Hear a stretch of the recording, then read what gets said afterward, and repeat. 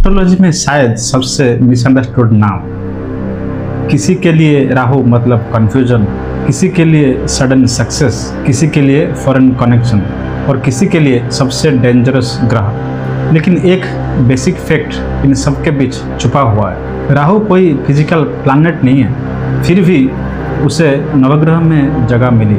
केतु के साथ उसकी एक पूरी एक्सिस बनाई जाती है और आपकी बर्थ चार्ट में इन दोनों की पोजीशन को इतना इम्पोर्टेंट माना जाता है कि उनकी दशा भी जीवन के बड़े चैप्टर से जुड़ी जाती है। तो आखिर राहु और केतु है क्या? इसका जवाब सिर्फ एक कहानी में नहीं मिलेगा। हमें जाना पड़ेगा ऋग्वेद से पुराणास तक, एस्ट्रोनॉमी से ज्योतिष तक। नमस्कार, मैं हूँ जीवन और आपका स्वागत है जीवन स्पिरिचुअल।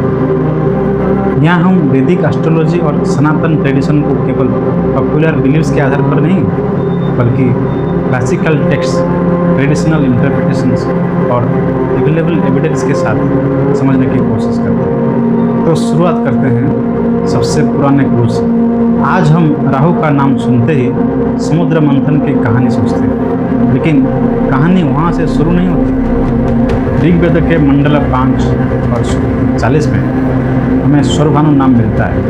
वहाँ सौरभानु द्वारा सन के प्रकाश को ढकने का वर्णन है और ऋषि अत्रि के द्वारा उस प्रकाश को जिससे प्रकट करने की बात आती है। इसीलिए इस पैसेज को कई स्कॉलर्स एक एंशिएंट एक्लिप्स रेफरेंस के रूप में समझते हैं। लेकिन ध्यान देने वाली बात है, वहाँ राहु नाम नहीं है। यानी हमारी कहानी का सबसे पुराना क्लू राहु नहीं, सौरभानु है। और यही हमें एक इम्पोर्टेंट हिस्टोरिकल डिस्टिंक्शन देता है। ऋग्वेद का सौरभानु और बाद के एस्ट्रोलॉजी का राहु, इन दोनों को बिना कॉन्टेक्स्ट के एक ही शब्द मान लेना सही नहीं होता। अब चलते हैं उस ट्रेडिशन की ओर जहाँ सौरभानु की कहानी एक बिल्कुल नया रूप लेती है। समुद्र मंथन। भगवत पुराण के स्कंद 8 में समुद्र मंथन के बाद अमृत प्राप्त होता है। विष्णु भगवान मोहिनी का रूप धारण करके अमृत देवताओं को देने लगते हैं। तभी एक असुर देवास के बीच बैठकर अमृत प्राप्त कर लेता है। उसका नाम था।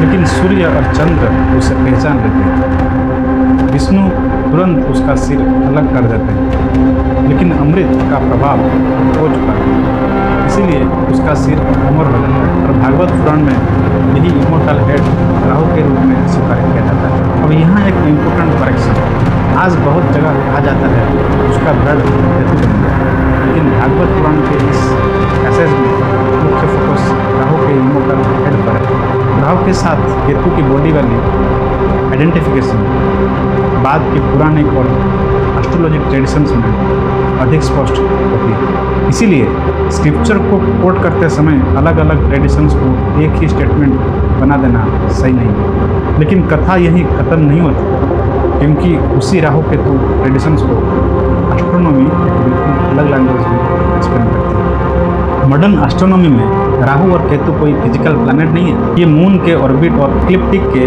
दो इंटरसेक्शन पॉइंट्स हैं।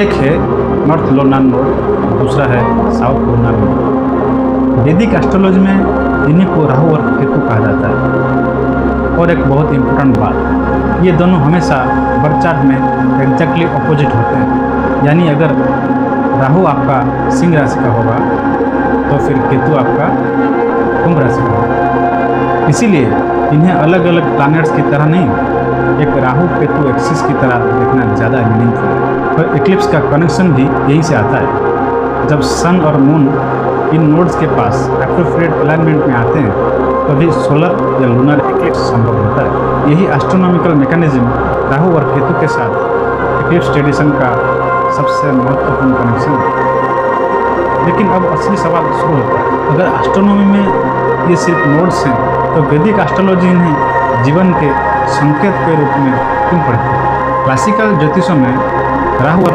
केतु को छाया ग्रह कहा जाता है। फिजिकल बॉडी नहीं, लेकिन हॉरोस्कोप में सिग्निफिकेंट इन्फ्लुएंस। और यहाँ एक शब्द बहुत इंपॉर्टेंट है, ग्रह। आज हम ग्रह का सीधा ट्रांसलेशन प्लैनेट कर देते हैं, लेकिन संस्कृत में ग्रह का संबंध ग्रह धातु से है, जिसमें ग्रास्प या सीज करने की अर्थ मिलता है। इसीलिए एस्ट्रोलॉजी में ग्रह को केवल फिजिकल ऑब्जेक्ट के रूप में समझना पर्याप्त नहीं है। अब राहु और केतु की ट्रेडिशनल सिंबलिज्म समझिए। राहु को broadly desire, ambition, fascination, worldly experience और एम्प्लीफिकेशन से जोड़ा जाता है। जहाँ राहु स्ट्रॉन्ग इन्फ्लुएंस देता है वहाँ व्यक्ति किसी एक्सपीरियंस को इंटेंसली परस्यू कर सकता है। कुछ नया, अलग, अनकन्वेंशनल या सोशली अनयूजुअल रास्ता भी आकर्षित कर सकता है। इसीलिए ट्रेडिशनल एस्ट्रोलॉजी में राहु को foreign influences, unconventional environments, material ambition से और ऐसी चीज़ों से भी जोड़ा गया है जो व्यक्ति को स्ट्रांगली अट्रैक्ट करती है। लेकिन यहाँ एक जरूरी डिस्टिंक्शन है। राहु मतलब सिर्फ मेटेरियलिज्म या सिर्फ इविल नहीं है। राहु जिस चीज़ को टच करता है उससे जुड़ी डिजायर और इंटेंसिटी को बढ़ा सकता है। इसलिए उसका रिजल्ट पूरी वर्चट पर डिपेंड करता है। अब दूसरी तरफ है केतु, जहाँ राहु की सिंबलिज्म एट्रैक्शन और इन्वॉल्वमेंट की तरफ जाती है, वहीं केतु की ट्रेडिशनल सिंबलिज्म डिटैचमेंट, सेपरेशन, इनवर्डनेस और लेटिंग गो की तरफ जाती है। इसीलिए केतु को स्पिरिचुअलिटी और रिनंसिएशन से जोड़ा जाता है। लेकिन केतु मतलब सिर्फ संन्यास भी सही नहीं है, क्योंकि डिटैचमेंट का अनुभव जीवन में अलग अलग क्षेत्रों में अलग तरह से दिखाई दे सकता है।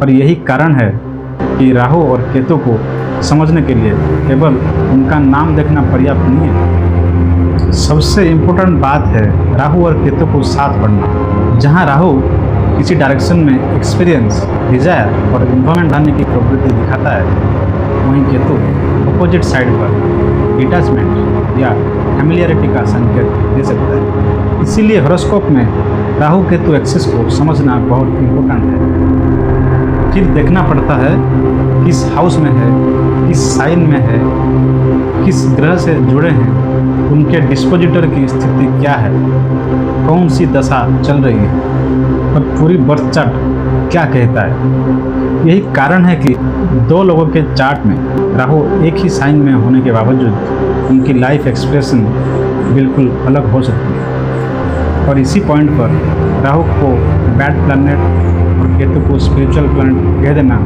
बहुत बड़ा ओवर सिंप्लीफिकेशन बन जाता है। अब पूरी तस्वीर हमारे सामने है। सबसे पुराने वैदिक रेफरेंस में हमें सौरभानु मिलता है। पुराने ट्रेडिशन में सौरभानु की कथा राहु की पहचान से जुड़ती है। एस्ट्रोनॉमी में राहु और केतु लूनर नोड्स है और एस्ट्रोलॉजी में ये दो छाया ग्रह हैं जिनकी एक्सिस को डिजायर, इन्वॉल्वमेंट, डिटैचमेंट और लाइफ एक्सपीरियंस की ट्रेडिशनल सिंबलिज्म के साथ पढ़ा जाता है। इसीलिए राहु और केतु को समझने का सबसे सही तरीका इन्हें सिर्फ दो ग्रह मान लेना भी नहीं है और सिर्फ माइथोलॉजिकल कैरेक्टर्स कहकर छोड़ देना भी नहीं है। ये भारतीय नॉलेज ट्रेडिशन में एस्ट्रोनॉमी, माइथोलॉजी, एस्ट्रोलॉजी के इंटरसेक्शन पर खड़े दो बेहद यूनिक कॉन्सेप्ट्स हैं और शायद इसी वजह से हजारों साल बाद भी राहु और केतु की चर्चा खत्म नहीं हुई। लेकिन एक सवाल अभी बाकी है, अगर राहु हमेशा नेगेटिव नहीं है